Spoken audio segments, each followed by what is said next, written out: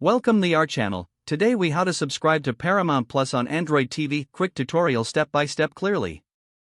Navigate to the Google Play Store on your Android TV. In the search bar, type Paramount Plus. Once the app appears, select it to open the details page. Click on the Install button to download and install the app. Wait for the installation process to complete.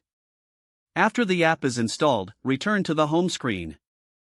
Locate the Paramount Plus app icon and select it to launch the application. Once the app opens, you'll see the sign-in screen. If you already have an account, enter your login credentials. Follow the prompts to create an account. You will need to enter your email address and create a password. Next, choose your preferred subscription plan. After selecting a plan, enter your payment information securely. Review your details and click on the confirmation button to complete your subscription. Once your subscription is processed, you will have access to the content. Explore the app and enjoy streaming your favorite shows and movies. If the page does not load, refresh the browser or try again in a private or incognito window.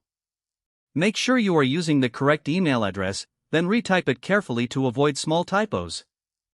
If your password is not accepted, use the reset option and create a new strong password you can remember.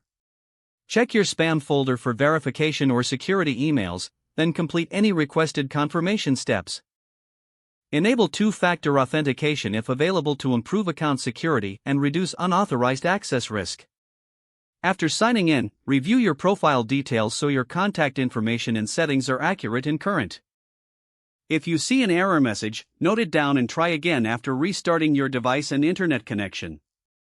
Log out when you finish, especially on shared devices, to keep your account and payment information secure.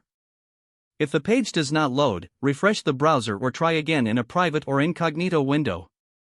Make sure you are using the correct email address, then retype it carefully to avoid small typos.